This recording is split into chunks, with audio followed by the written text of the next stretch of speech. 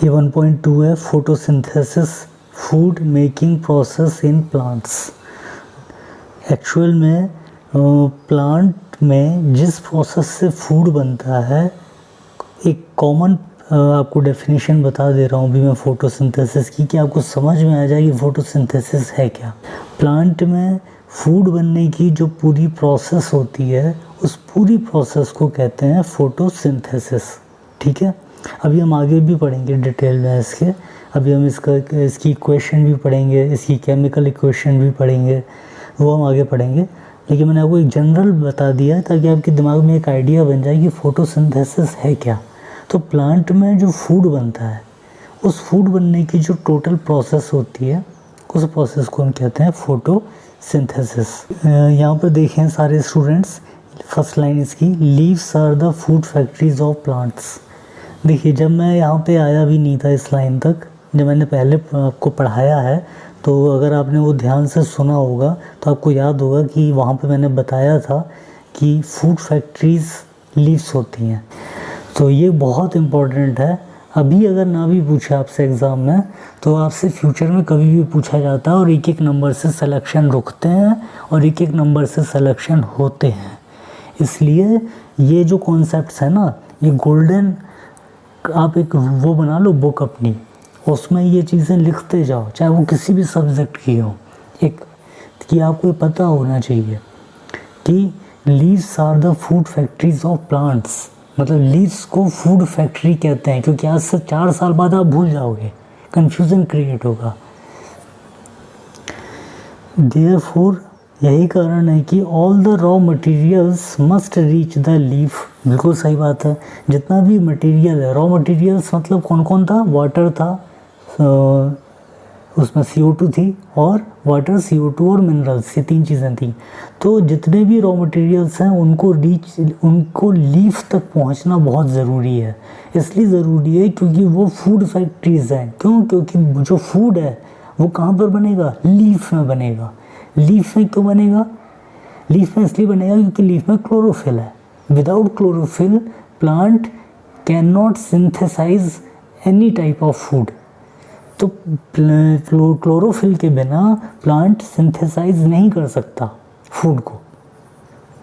Sunlight भी essential है, sunlight भी ज़रूरी है, लेकिन अगर सनलाइट हो, वाटर हो, CO2 हो, मिनरल्स हो, सब कुछ हो, लेकिन अगर क्लोरोफिल नहीं है तो वो सिंथेसिस नहीं कर सकता, सिंथेसाइज नहीं कर सकता। तो इसीलिए जितने भी रॉ मटेरियल्स हैं, इनका लीफ तक पहुंचना ज़रूरी है। अब देखिए, अब यहाँ पर मैं आपको, यहाँ पे नेक्स्ट लाइन देखते हैं। अगर नेक्स्ट लाइन में आंसर इन्होंने दे दिया है तो ठीक है, नहीं तो मैं आपको एक्सप्लेन कर दूंगा कि सारी चीज़ें ये लीफ तक कैसे पहुँचेंगी। तो नेक्स्ट लाइन क्या है? Water and minerals present in the soil. दे रहे हैं, ये दे रहे हैं आंसर कि वाटर और मिनरल्स, ये जो 2 चीज़ें थी रॉ मटेरियल की, ये सॉइल में होती हैं। जैसे कि हम देंगे वाटर तो पहले तो सॉइल में जाएगा, और अगर हम किसी प्लांट में वाटर देते हैं तो पहले हम सॉइल में जाएगा वो वाटर, फिर सॉइल से रूट के थ्रू उसके स्टेम में जाएगा, और स्टेम के बाद फिर वो उसकी ब्रांचेस और लीव्स में जाएगा। ठीक ऐसा ही मिनरल्स के लिए भी होगा। जो मिनरल्स ऑलरेडी प्रेजेंट हैं सॉइल में, वो सारे मिनरल्स धीरे धीरे करके कहाँ जाएंगे? लीव्स तक जाएंगे। लेकिन कैसे जाएंगे? सेम प्रोसेस है। ये ब्रांच, ये स्टेम है एक प्लांट का, और ये यहाँ पे उसकी ये रूट फैली हुई हैं। तो जब आप यहाँ पे वाटर देंगे ना, इसको वाटर H2O, जब आप ये वाटर देंगे तो ये पहले तो सॉइल में जाएगा, फिर सॉइल से ये जाएगा ऐसे रूट से होते हुए जाएगा इसके स्टेम में, और स्टेम के बाद ये जाएगा इसकी जो ब्रांचेस होंगी ना, उन ब्रांचेस में, और फिर ब्रांचेस में क्या लगी होती हैं? ब्रांचेस में लगी होती हैं लीव्स। तो फिर ये ब्रांचेस से जाएगा लीव्स में, और लीव्स में क्या होगा? लीव्स में है क्लोरोफिल, तो लीव्स में बनेगा फूड, और फूड बनने की प्रोसेस ही क्या कहलाएगी? फोटोसिंथेसिस कहलाएगी। ठीक इसी तरह सेम इसी प्रोसेस से मिनरल्स जाएंगे। मिनरल्स कहाँ हैं? सॉइल में है। मिनरल्स हम अलग से नहीं डालेंगे, अभी सॉइल में है। वो हम आगे पढ़ेंगे कि अगर सॉइल में मिनरल्स कम हो जाएं तो फिर हमें क्या करना है, फिर हम फर्टिलाइज़र वगैरह आगे यूज़ करेंगे, वो अभी आगे है, आगे पढ़ेंगे हम। लेकिन सॉइल में ऑलरेडी मिनरल्स होते हैं, तो वो जो मिनरल्स हैं वो रूट के थ्रू ही जाएंगे, क्योंकि जितनी भी ज़मीन के नीचे चीज़ें हैं वो रूट से ही जाएंगी और ऊपर की तरफ बढ़ेंगी। और ऊपर की तरफ बढ़ने पे कहाँ जाएंगी? ऊपर की तरफ बढ़ने पे जाएंगी वो स्टेम में, स्टेम के बाद जाएंगी ब्रांचेस में, ब्रांचेस के बाद जाएंगी वो सब ब्रांचेस में, और सब ब्रांचेस के बाद लीव्स में। तो अल्टीमेटली टारगेट क्या है सभी मिनरल्स का, और सभी जो जितने भी मिनरल्स और वाटर और जो रॉ मटेरियल्स हैं इनका लीव्स तक पहुंचना है इनको। अब एक चीज़ बताइए, ये रॉ मटेरियल्स में अपन ने 3 चीज़ें पढ़ी थी। 3 चीज़ें कौन कौन सी थी? एक थी हमारी CO2, एक दूसरा था H2O, और तीसरा था हमारा मिनरल्स। ठीक, तो अभी हमने मिनरल्स पढ़ लिया, अभी हमने वाटर पढ़ लिया। अब ये CO2 कैसे जाएगी लीफ तक? CO2 ऑलरेडी है, एयर में है, सराउंडिंग्स में है प्लांट के। तो CO2 जो लीव्स है ना, उस लीव्स में स्टोमेटा पाए जाते हैं। स्टोमेटा बड़े ही बारीक टाइनी बहुत ही छोटे छोटे छेद होते हैं, उनके थ्रू, उन स्टोमेटा के थ्रू एयर अंदर जाती है और बाहर निकलती है, वो लीव्स में पाए जाते हैं स्टोमेटा। यहाँ पे लिखा है water and minerals present in the soil. ठीक है, वाटर और मिनरल्स सॉइल में प्रेजेंट होते हैं, are absorbed by the roots and transported to the leaves. तो वाटर और मिनरल्स जो होते हैं वो सॉइल में प्रेजेंट होते हैं और एब्जॉर्ब किए जाते हैं ये रूट्स के द्वारा, जैसा मैंने आपको भी डायग्राम से समझाया था। और फिर कहाँ ट्रांसफ़र कर दिए जाते हैं? फिर ये ट्रांसपोर्ट कर दिए जाते हैं लीव्स में। के लिए carbon dioxide from air is taken in, वो जो लीव्स होती हैं प्लांट्स की उनमें टाइनी पोर्स होते हैं। टाइनी पोर्स का मतलब बहुत छोटे छोटे छेद होते हैं, बहुत छोटे छोटे छिद्र होते हैं। तो ये जो टाइनी पोर्स होते हैं इनके थ्रू, इन छेद के थ्रू CO2 प्लांट में जाती है और प्लांट से ऑक्सीजन बाहर निकलती है।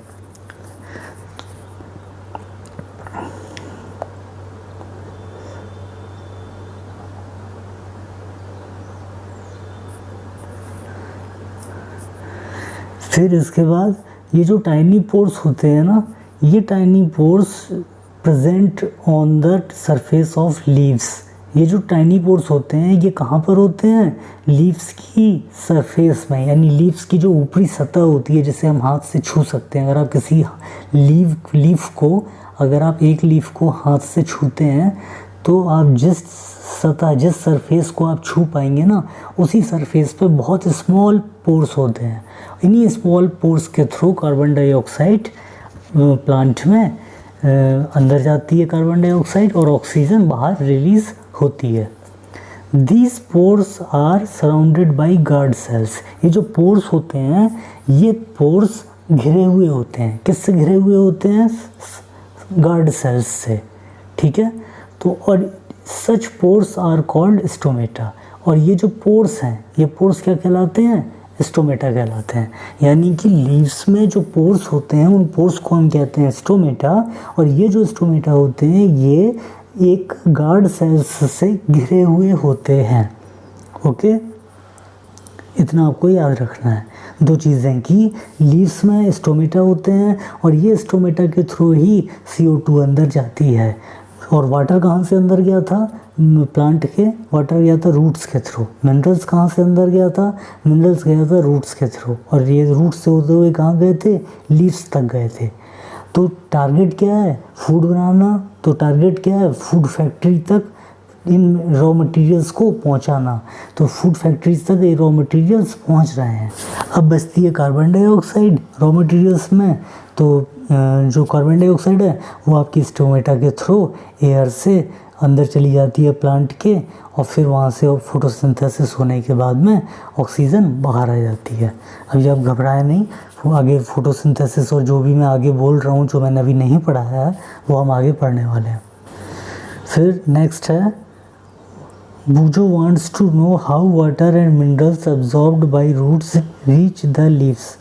बूजो जानना चाहता है कि how water and minerals absorbed by roots, किस तरह से वाटर और मिनरल्स एब्जॉर्ब किए जाते हैं रूट्स के द्वारा और पहुंचाए जाते हैं लीव्स तक। और ये जो बूझो जो भी जानना चाहता है उन सब के आंसर हमें उस आगे के पैराग्राफ में मिल जाते हैं। तो आइए पढ़ते हैं हम इसका next paragraph. Water and minerals are transported to the leaves by the vessels which run like pipes throughout the root, the stem, the branches and the leaves। देखिए ये लाइन बिल्कुल कठिन नहीं है अगर आप इसको पार्ट से समझेंगे तो। जैसे पाइप आपने देखा है, सटक, जिससे आप गार्डन में पानी देते हैं, जिस सटक के थ्रू, जिस पाइप के थ्रू आप गार्डन जो आपके घर में लगा होता है और आप पानी देते हैं, तो बिल्कुल उस सटक की तरह वेसल्स होती हैं। इसमें आगे पीछे ऐसे राउंड शेप होता है और पीछे भी राउंड शेप होता है। तो ये जो वेसल्स है ना, इन वेसल्स से होकर जाते हैं ये वाटर और ये जो मिनरल्स है, ये दोनों, ये मिनरल्स हुआ और ये वाटर हुआ, ये दोनों इन वेसल्स से होकर जाते हैं। और ये वेसल्स कहाँ होती हैं? पूरे में होती हैं, फैली होती हैं। जैसे हमारी बॉडी में नर्व होती है, नसें होती हैं, पूरी बॉडी में नसें फैली हुई हैं, पूरी बॉडी में नर्व फैली हुई है, नर्व्स होती है, पूरी बॉडी में फैली हुई होती है। तो ऐसे ही ये जो वेसल्स हैं ये रूट में होती हैं, फिर स्टेम में होती हैं, फिर ब्रांचेस में होती हैं, सब ब्रांचेस में होती हैं। तो इन्हीं वेसल्स का जो ये, जैसे ये है, ये एंटर करना है यहाँ से, तो यहाँ से ये वाटर जाएगा, यहाँ से ये मिनरल्स जाएगा, फिर ये अंदर अंदर सर्कुलेट होता जाएगा, बढ़ता जाएगा ऊपर की तरफ, और ऐसे करते करते ये लीफ तक पहुंच जाएगा। ठीक है, ऐसे करते करते ये लीफ तक पहुंच जाती हैं चीज़ें। तो ये जो वेसल्स हैं ये पूरे प्लांट्स में फैली हुई होती हैं, प्लांट्स के अंदर होती हैं। ये लिखा भी है यहाँ पर, विच रन लाइक पाइप्स, पाइप की तरह होती हैं ये वेसल्स, और थ्रू आउट, मैंने रूट में होती हैं, पूरी रूट में, पूरे स्टेम में, ब्रांचेस में एंड लीव्स में, मतलब लीव्स तक, रूट से लेकर के लीव्स तक पूरी ये वेसल्स क्या होती हैं? फैली हुई होती हैं। और इन्हीं वेसल्स के थ्रू जो वाटर और मिनरल्स है वो लीफ तक पहुंच जाता है। और रही बचा कौन? रॉ मटेरियल में एक चीज़ बच गई, वो है कार्बन डाइऑक्साइड, वो पहुंच जाएगी स्टोमेटा के थ्रू, एयर से लीव्स में पहुंच जाएगी। ये तीन चीज़ें लीव्स तक पहुंच गई, यानी फूड फैक्ट्री तक पहुंच गई। अब फूड फैक्ट्री में बनना है फूड। दे फॉर्म, इसको थोड़ा सा बड़ा कर देते हैं, 1 सेकेंड, हाँ दिक्कत जा रही थी, छोटा था तो इसको समझने में, अब सही है ये। तो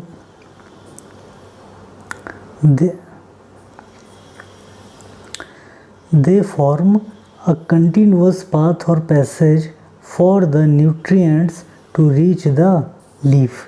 देखा आपने, जो बूझो के अंदर जो क्वेश्चन आया था यहाँ पर, उसी क्वेश्चन का आंसर इस पैराग्राफ में हमें मिल गया कि ये दे का मतलब वेसल्स, ये जो वेसल्स है ना, ये तो ये जो वेसल्स होती हैं ये फॉर्म यानी निर्माण करती हैं अ कंटिन्यूअस पाथ और पैसेज, एक कंटिन्यूअस एक रास्ता ये बना होता है वेसल्स के थ्रू, क्योंकि एक वेसल्स जो होती है ये पूरी ज्वाइंट होती जाती हैं दूसरी वेसल्स से।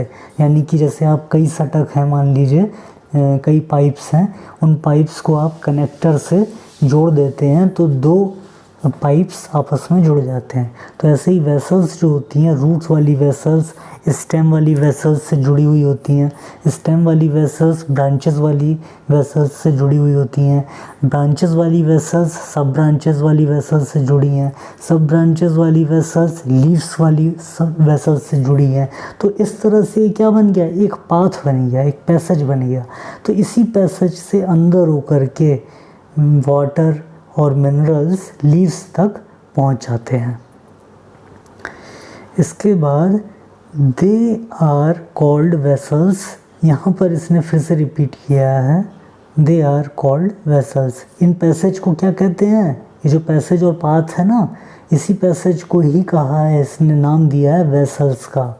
ठीक है, अगर आपको कोई बात समझ में ना आई हो तो मैं इसको जब बोर्ड में, वाइट बोर्ड में पढ़ाऊँगा तो वहाँ पे समझा दूँगा, या फिर कमेंट सेक्शन में आप मुझसे पूछ लेना कि आपको क्या दिक्कत जा रही है, मैं वहाँ पे आपको सॉल्यूशन देने की कोशिश पूरी करूँगा।